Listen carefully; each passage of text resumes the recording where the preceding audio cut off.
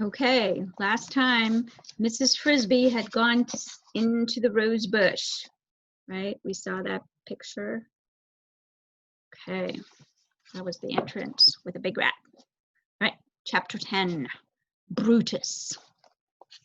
Stop where you are, said the rat. How did you get in here? I walked in, said Mrs. Frisby, keeping her voice calm with an effort. I found a branch with the thorns smoothed off. I pushed it back and found, I know, said the rat rather rudely. And now walk out again. You aren't allowed in here.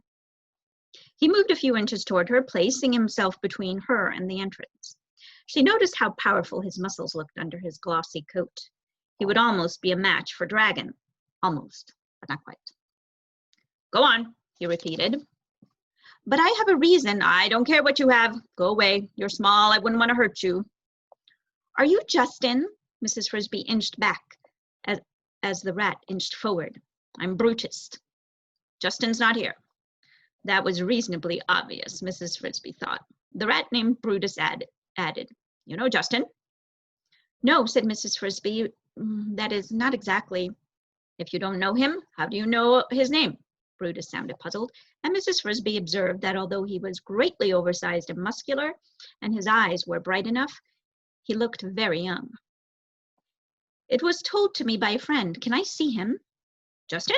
No. He's at a meeting. I'm taking his place. They're all at a meeting but me. Bad luck, thought Mrs. Frisby. He's a substitute. She said, Then I'll wait for him. Nope, said Brutus. You can't stay here. I've got orders. Now go, or I'll have to take you out myself. He moved forward again. My name, said the mouse desperately, is Mrs. Jonathan Frisby. I want to see Nicodemus. It did not work. I don't care what your name is, and you can't see Nicodemus. That's sure. Brutus now looked both puzzled and annoyed.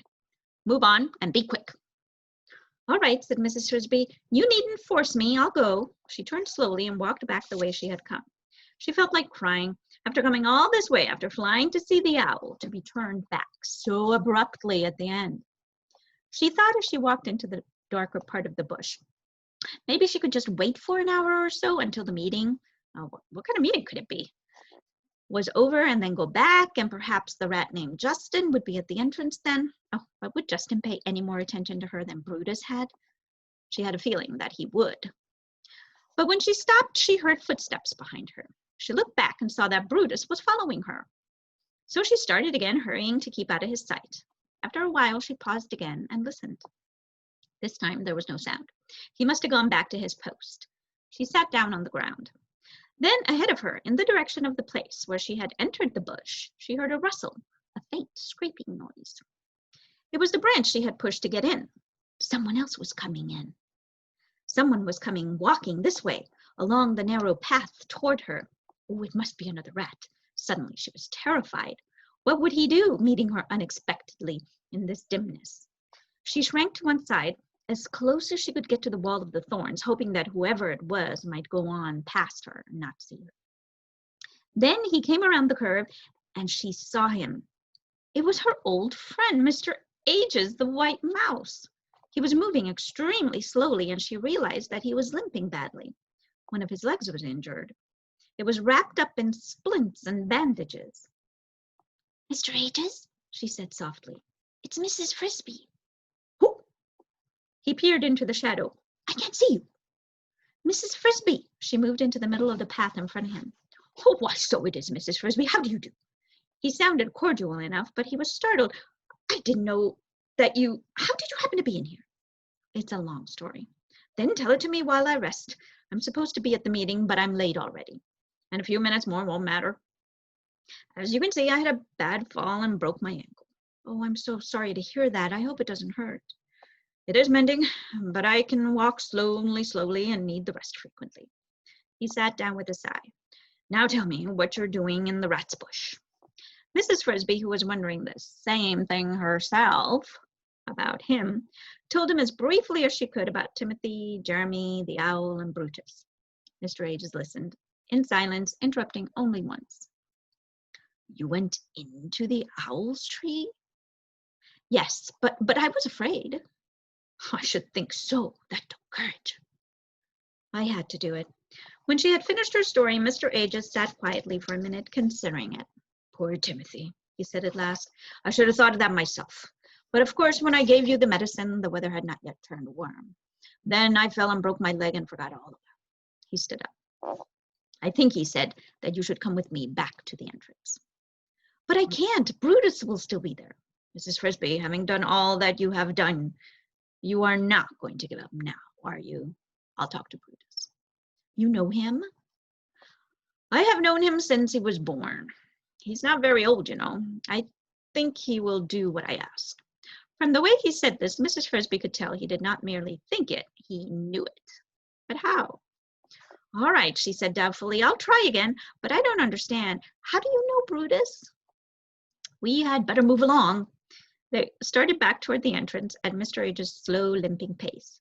As to how I know Brutus, that's a much longer story than yours, and I doubt that I'm the one to tell it to you. It is for Nicodemus to say.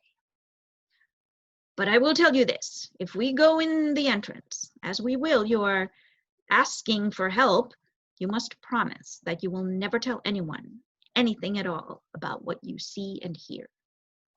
I will promise, said Mrs. Frisby. Again, she thought she had no choice. The owl told me that too. When they approached the entrance again, Mrs. Frisby saw that Brutus stood at his post as before, but that another rat had joined him. Two of them, she thought. I hope Mr. Aegis knows both. The new rat saw them coming. He looked alert, dark gray in color, and extraordinarily handsome, though not so huge as Brutus. Mr. Aegis, he said, how's the leg? Better, but it will be a while before I can run again. Justin, said Brutus, staring at Mrs. Frisby. There she is. That's the one I was telling you about. Is she now? Justin looked at her casually. He did not sound particularly alarmed. How do you do? Brutus sounded doubtful. Oh, sorry, I missed some. Is she now? He did not sound particularly alarmed. Mrs. Frisby, said Mr. Aegis formally, may I present my friend Justin and Brutus? How do you do? Brutus said doubtfully. Mrs. Frisby, said Justin, not Mrs. Jonathan Frisby. She is Mrs. Jonathan Frisby, said Mr. Aegis, a widow, as you know. Madame, said Justin, bowing politely, it is an honor to meet you. Brutus now looked astonished. You both know her? Who is she? Brutus, said Mr. Aegis gently. Don't you remember, Mr. Jonathan? Brutus winked his brow. Mr. Jonathan? You mean the one dragon? Yes, said Justin. And this is Mrs. Jonathan. Oh, said Brutus. Then to Mrs. Frisby, why didn't you tell me? I wouldn't have chased you off. Well, said Mrs. Frisby, I did try, but it didn't seem to matter. No, Mr. Aegis added, because on the way out, she met me coming in. She needs to talk to Nicodemus, and quickly. Brutus looked doubtful again. Nicodemus? But she? I mean, how about the rules? What about the plan? Mr. Aegis said, that has been taken care of. She has promised secrecy, and she is to be trusted completely. That I myself guarantee. After all, consider who she is. As an afterthought, he added, and who her children are. Who am I then? Mrs. Frisby asked herself in wonder. I suppose that too will have to come from Nicodemus. Mr. Aegis said to Justin, what about the meeting? It can't be over already. It was temporarily adjourned, said Justin, to wait for you. In fact, I came to find you. Then I suppose we had better get going. Justin led the way through the arched entrance with Mrs. Frisby and Mr. Aegis following. Brutus remained outside at his post. That's the end of chapter 10. See you next time.